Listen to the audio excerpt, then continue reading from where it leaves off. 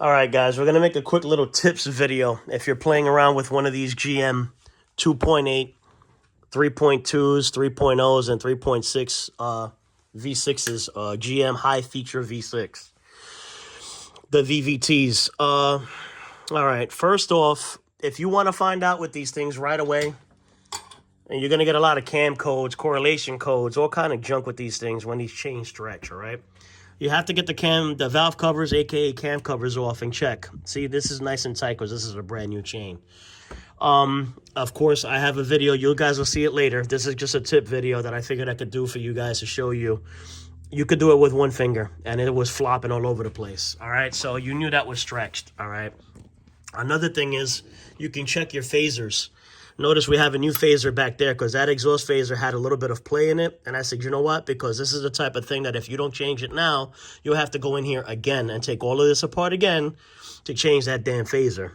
And you don't want to do that. You know, that happens a lot with these motors. Where people go, they do it, they follow everything. And there's so many timing marks and such intricacy in timing the stupid engine that a lot of times it'll jump on you and you won't even know. So you check your phasers. This is a 19 millimeter, and you go to move it. Notice there's no movement. There's zero movement on there.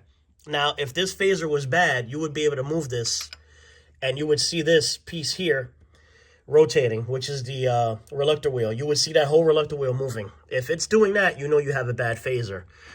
Thing with that is, there's a tool that they sell so you can change this phaser. $500, guys, for that tool. So it's cheaper to just spend the time, if you're doing it yourself, and just go in here and take this off. Now, if you're going to go in there to do that phaser, you might as well change the damn chains and everything else. Unfortunately, that's just the nature of this beast. You know, that's the problem with these. That's one thing, all right? That's how you check your phasers, all right? 19 millimeter on the hex, move it. If you see this moving, you know that phaser's bad because it's supposed to be locked when it's not. When there's no oil in there, whatever, it's supposed to be locked with the cam, and it should have no movement. Another thing with these motors, when you time them, you have your colored links. Now, if you count from link to link, it's 12 links. They want you to have 10 links in between. So you could either use 10 links in between, or from link to link, between the timing marks, it will be 12 links.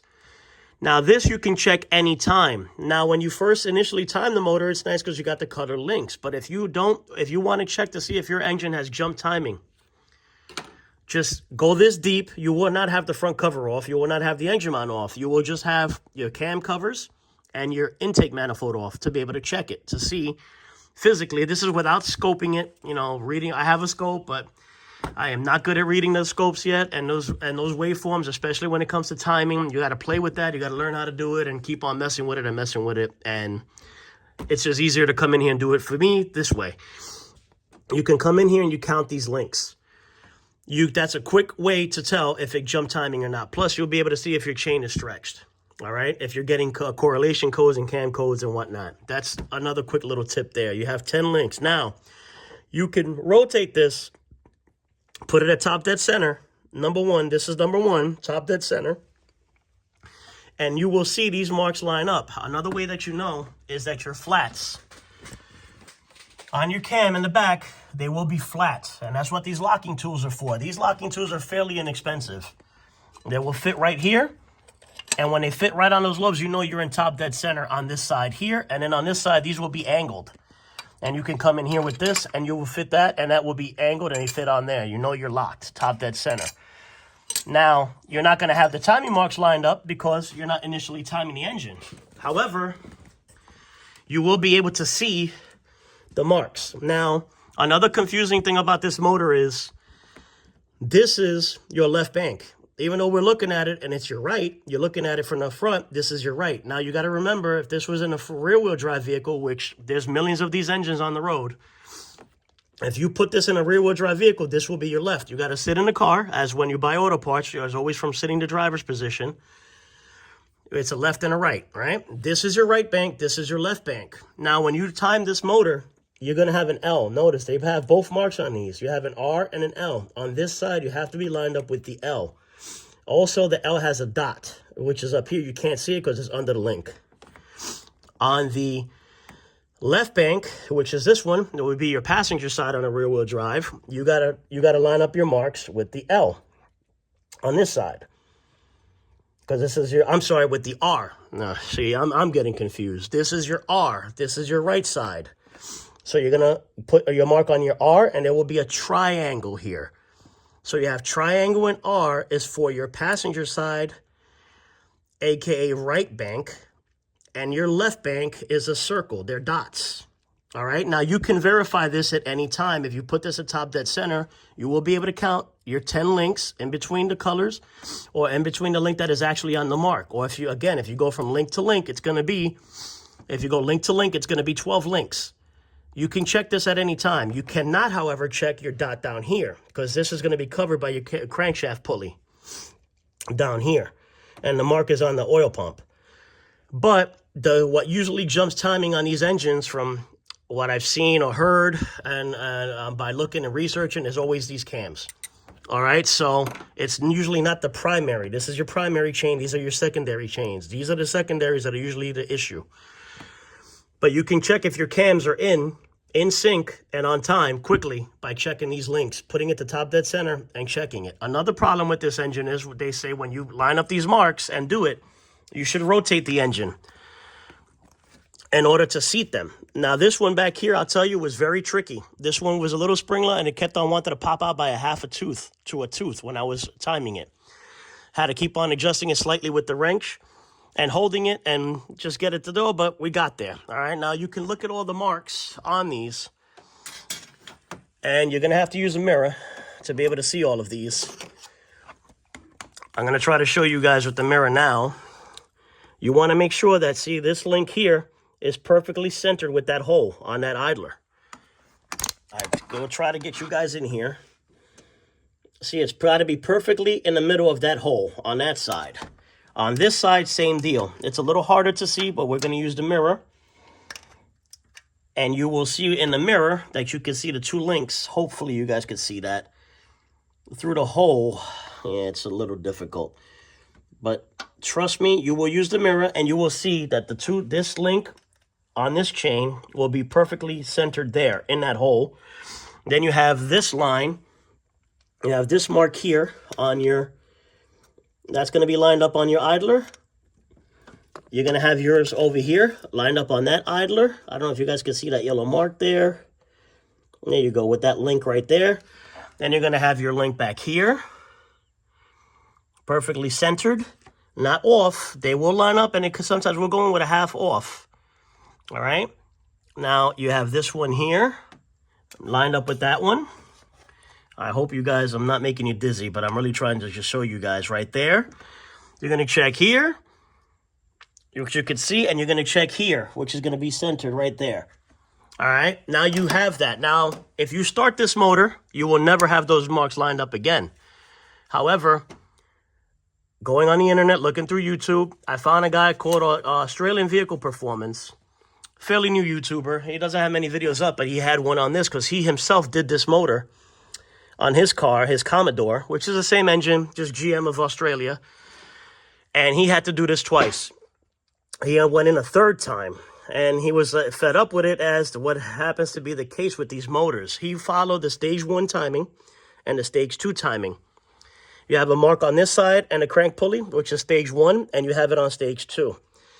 You go on the internet, some people do stage 1, some people do stage 2, some people do both. Now, after watching his video and going in here and seeing this, I think his video was excellent. He explained what the Holden mechanics do in Australia, which is GM of Australia, Holden. What they do is they rotate this, which they tell you to rotate it as well, to make sure that everything kind of seats, because these are oil-fed, the tensioners, and they don't have a full pressure until it starts. Now, when you turn it, you're going to make sure it seats. Now, you'll turn it 3-4 revolutions, and they say, yo, you're good to go, put it together. However, the mechanics at the GM dealerships in Australia also turn the engine backwards. Now, if you turn forward or you start the motor, you'll never get these marks to line up until nobody's ever done it as far as I know. Keep on turning the motor until it lines up. You'll probably have to travel through all of these links through an entire revolution around the engine, which would probably be like who knows, 1,000 or 2,000 spins of the crank. However, if you do it and turn it four times forward or however many you would like, I put the whistle in here so I can hear it when it goes to top dead. I did it till I could hear it 3 or 4 times. Then I went and I spun it backwards. If you spin it forward and then you spin it backwards the same amount of times, you will check and see that the marks are lined up. After you do that and check and see, you will know for sure that they did not move. So there is a way for you to check to make sure that the timing marks stay in place. Every other video will tell you can't check. However, if you do it and turn it backwards, you can, as long as you don't start the engine. When you have it like this, you can turn it forward and then turn it backwards. All right, let me see if I can show you guys. I wanted to show you guys for sure. I'll try to show you guys on the video. I'm going to kind of try to hang you guys here. I don't know if it's really going to work too well, though. But let's see if I could get you guys on here so I could show you. And you guys can see. Let's see. Sorry, guys. Live TV or live video. All right. Now, you have a crankshaft. They have crankshaft sockets. I have a few, but not for this particular engine. So I'm just using a 12-point socket over the crank. And this is a 1.5 inch. All right. That's what we're using to turn it. So you put it on the snout gently. Don't be crazy. Get it on there. All right. We're on there. Now we're going to turn this motor. And then we got the cam locks off. We're going to turn the engine clockwise. You'll hear the whistle.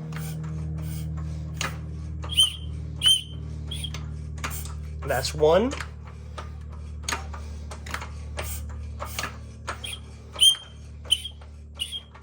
That's 2.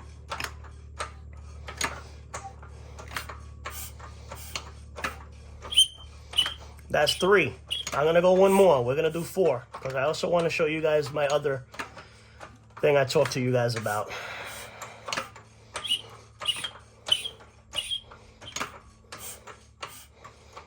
So now, here we are, right? Now, this should be top dead center. This is top dead center now. And notice your marks are not aligned. They're all over the place. We went 4 times. This one happened to line up here, but that's the only one. Actually, you got one back there as well. But here we go. Now, these are your marks in between that you have to count. Now, we're going to go 10 links from this. We have a colored one here, so we're lucky.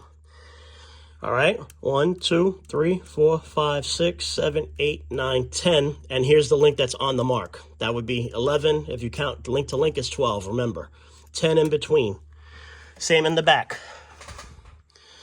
1, 2, 3, 4, 5, 6, 7, 8, 9, 10. 10 is here. 11 would be here. 12. All right, so you got 10 links in between where the marks are without the colored links. Also, we know we're in top dead. We'll be able to put the cam lock on. There you go. It's cam lock and your cam lock. Of course, you want to give me a hair. Sometimes you will have to move it a little bit, just a little bit, to get that to be able to fit on there. All right, so here we go. Again, good old live TV or live video. What are we doing here, guys? But we know we're in top dead over there because we heard it come up to top dead, and we have to, we put the lock on that side, all right? Again, we're going to play to get this to wiggle just a hair, all right? Just a hair in there.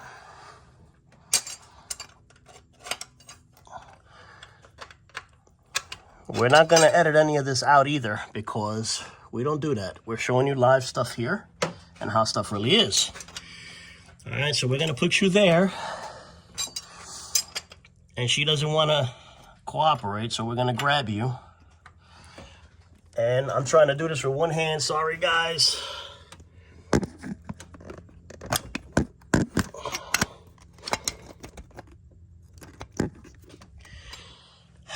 She just wants to be a pain. Anything, I did this.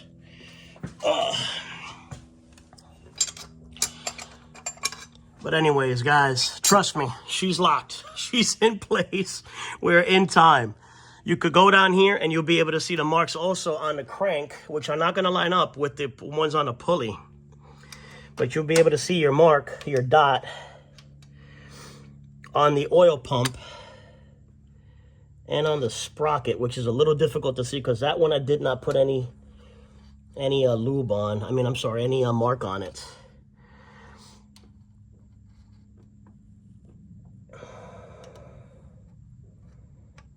The one on the crank. We're getting a little long in the video, sorry, but I really feel that these are little tips that you guys should really be aware of if you're working with one of these bad boys, because this is really a pain in the butt motor to work with. All right, so now you know you're in top dead, but you can count your links like I wanted to show you guys, and you'll see that you guys are good to go. Now, this lock didn't want to go on. Don't worry. Like I said, it's a hair. You got to just finagle a little bit. Again, I'm working with one hand. I don't want to put it down now, but it will lock. Your flats are flat here, which is neutral position, and these are angled. Now, these are slightly angled. Now, the lock will fit on these, but you have to sometimes play a little bit, etc. It'll go. Don't worry. It's just a hair adjustment. These things are not machined to exact perfect 150%, you know, tolerances. We're good to go. All right, now I'm going to put you guys back up here, and we're going to turn the motor backwards now, so you guys can see that the timing marks will all line back up after 4 revolutions in the opposite direction. All right, and no, you are not going to hurt anything by going the other way. All right, and it wants to take my wrench. All right.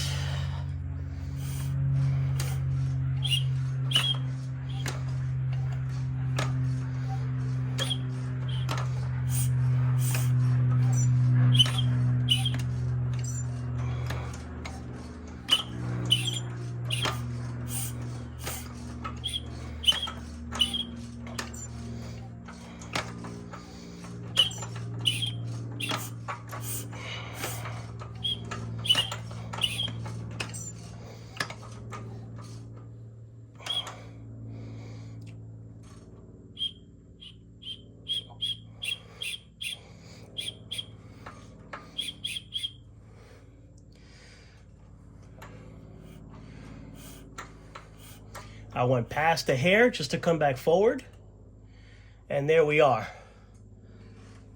We went backwards, and we are back to top dead.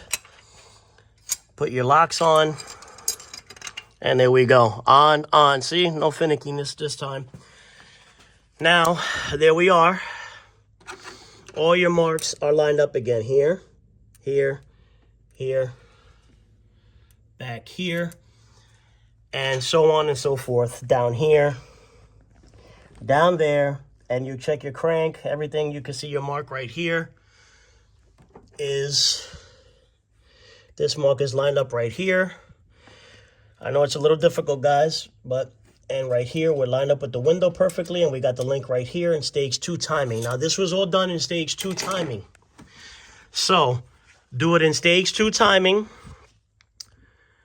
That way you don't have to do stage 1 and then rotate and all that. Just do it in stage 2 timing, lock your cams, and you will be okay, all right? Turn her 4, 5, however many times you feel comfortable forward, and then turn her backwards and check it. Also remember, top dead center, number 1.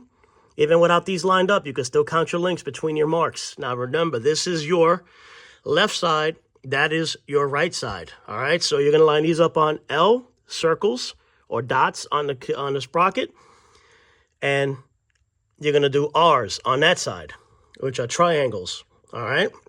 Now, let's go to the cam cover. The front engine cover. Now, the front engine cover has a ton of bolts. Now, you don't want to have to remember where all of these go. Notice, you do not have to remove your water pump. You can leave the water pump in, all right? Save yourself that time. Now, just take all of these bolts out. Some of these bolts have little bushings inside to center the bolts in the holes, all right? It's going to be a nightmare to remember where all of those go, all right? So your best thing to do is just leave them in. Notice I can move this cover around. I even installed the shields, the seals on it, and everything without removing any of these bolts. That way you don't have to remember where the hell they go. The only ones that are going to come off is the ones for your idler pulley, which goes over here. I think it's this one or this one. No, this is your alternator. Alternator here, and this is your idler. This is your belt tensioner. Your belt tensioner goes on right here. 1, 2, and then 1 through there. This is your jack screw, this is your idler bolt, which you can use for your jack screw, right above the water pump. Make sure you have every single bolt loose before you start jacking, or you will break this cover, and that's not good. All right, guys, so that's another tip there. And that's really about it. That's all we got to worry about with these cars, man. These engines, there's millions of them on the road. So I figured those little tips and tricks right there would help out some people. And that way you don't have to go back in here again. But just remember, quick check of the phaser. Put your 19 on, check it, make sure it doesn't move. As long as this isn't moving and the cam isn't moving, your phasers are good. So you could eliminate that off of it. And then from there, you'll be able to check. See, this is nice and tight, no play. And that's that, guys. All right. There's a full video, another video that will be coming on this on me doing these chains, and we'll talk a little bit more about it. But I figured these little tips right here will be helpful. All right, guys. Take care.